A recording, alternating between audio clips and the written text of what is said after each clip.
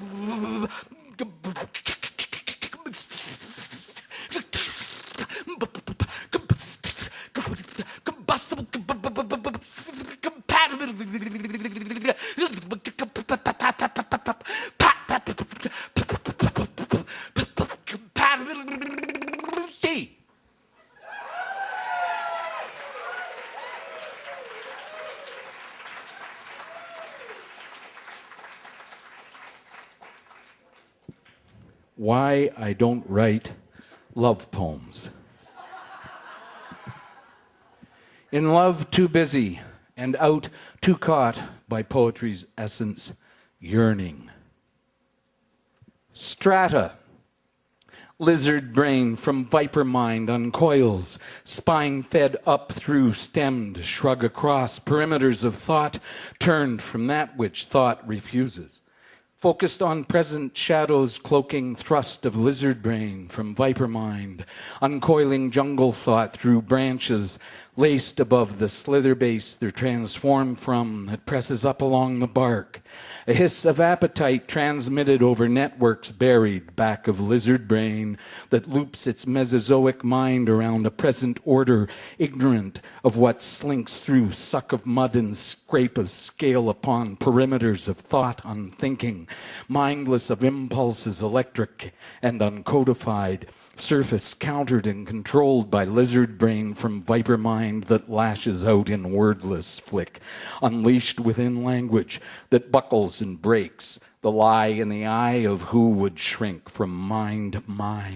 for reptile-minded matter sunk from sight and coded nightly in vague reflective images that percolate from lizard brain with slick and glistening reptilian grace.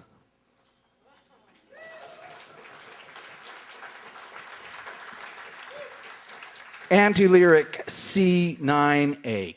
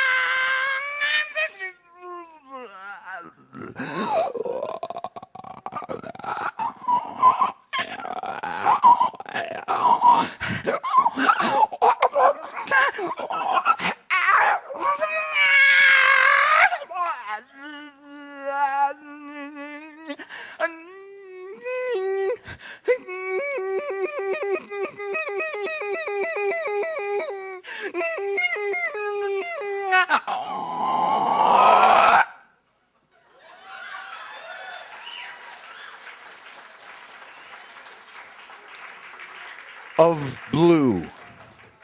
by or upon yellow within green thoughts, listening in white, release a cyan dye, a shade, a shadow gone beyond azure in languor lingering a long ago.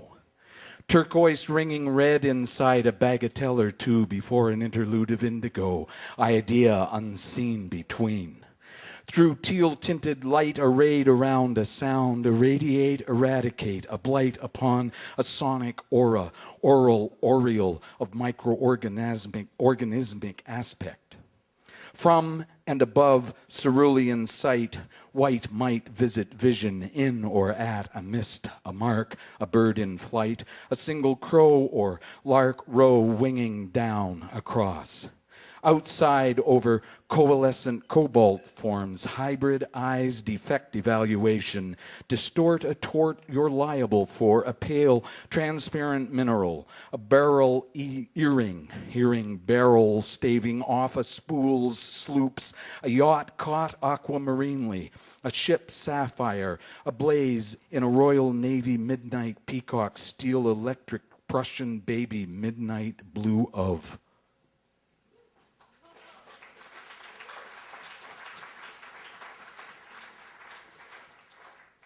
Time for a sonnet. Little sound one, a sonnet.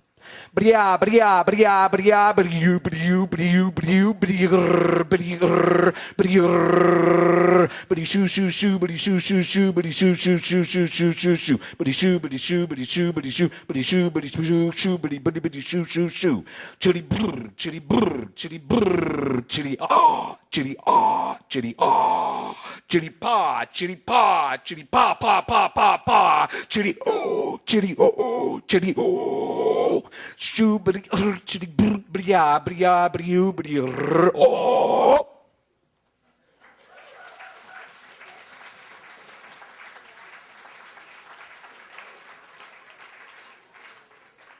So this was touted as a Chippendale night, so in the spirit of that, relax. No, that won't be happening. I'm going to read a relevant, or pertinent rather, I should say, fragment from my novel, Several Women Dancing. When you listen to this, it's a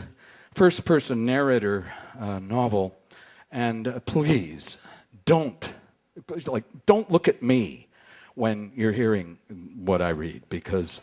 it's in the first person, and you don't want to be picturing me for what happens here. Okay.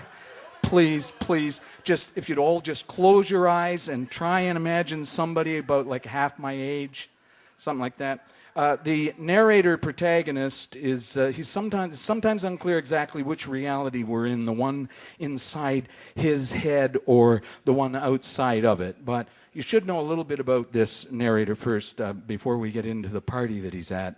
He's a guy who's obsessed with a stripper named Black Satin. He's gone to watch her in a few bars, and one night winds up at a public party extravaganza called Unzipped, where Black Satin and a male stripper named Ramrod are the featured entertainment. We picked things up with Black Satin and Ramrod performing in leather costumes together with all kinds of zippers. Well, actually, they're performing together in leather costumes with all kinds of zippers. Our guy is at stage front in a chaotic crush of people where he's being pressed against by a woman behind him and a guy beside him.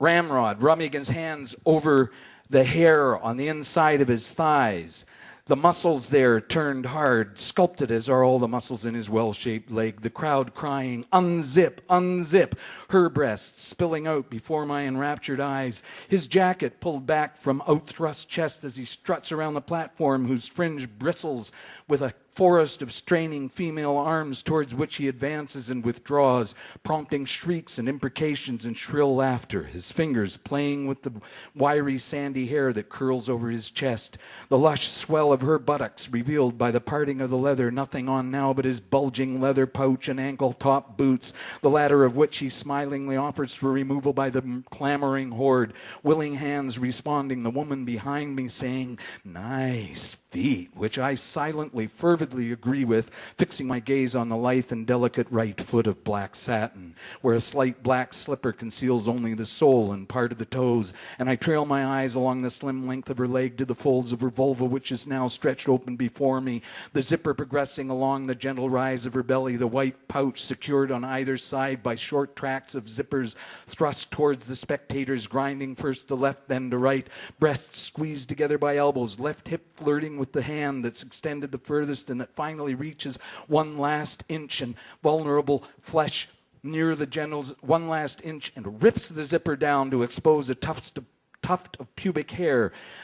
The the tawny, vulnerable flesh near the genitals, a pang of arousal surging through me as nipples are pinched and buttocks caressed, right hip now bumping towards and away from the rippling sea of arms on the other side of the stage. A metal-trimmed garment of black leather sliding down a leg, and a hand makes contact with a zipper and yanks the white leather pouch, falling to the stage, and, "Oh, he's got a hard-on," sighed in my ear in awed tones as I pull away from the physically importunate blonde young man who importunes further, and from the woman behind who grinds more against me, a smile from the stage upside down between parted legs, deep knee bends, cock bobbing enticingly, breasts kneaded and nipples pulled, PA blaring a screeching voice that asks, "Is there no end?" answers itself with, "Well, there's sure more," and ends by announcing, "For your further delectation, Jack Hammer!" And I'm on stage in a hard hat, a red neckerchief, an open denim vest, rolled bottom denim shorts and leather gloves, a smile on my face for the screaming mass that crowds the platform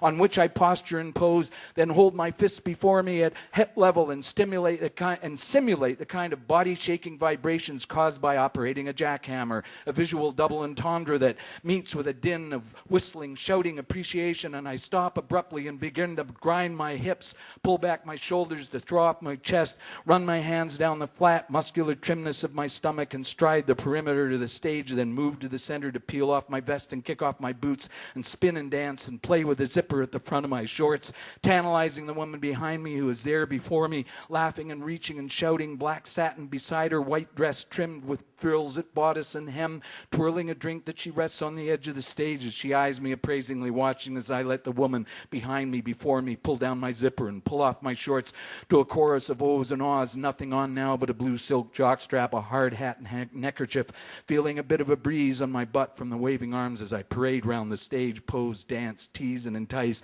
drop down and do push-ups, tensing every muscle in my body, a grin on my face, feeling the eyes upon me as hands caressing my flesh, erect in my tiny blue jock, stomach churning with erotic urgency, laughing and teasing, a chant of lumber, lumber, building in soprano crescendo till I comply, and the rolling chant erupts into a din of laughter and shrieks of delight, my eyes swallowing in the deafening pandemonium on black satin, who leans an elbow on the stage and beckons slowly with one finger, luring me to the edge of the stage where she's mouthing a word that I can't make out till I put my ear to her lips and she shouts, "Swizzle stick!" Her hand on my cock and her drink raised and my prick immersed in a cold shock, bits of ice bumping against the swollen head, then an enveloping warmth and a tickle of tongue as she licks her swizzle stick and smiles down at me from the stage I stand before, gazing rapturously up at her in her pose of mock modesty, one leg bent inwards, her hand over her mound, an arm across her breast, her mouth an O of pretended surprise, dozens of women now holding their drinks forth, calling, "Swizzle, swizzle!"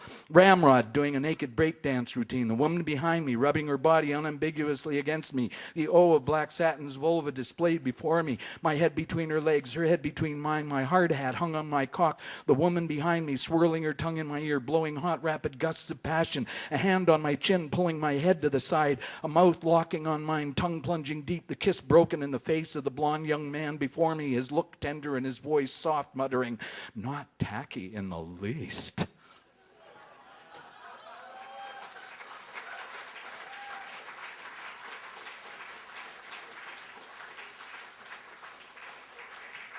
Thank you. I think I have time for one more sound poem.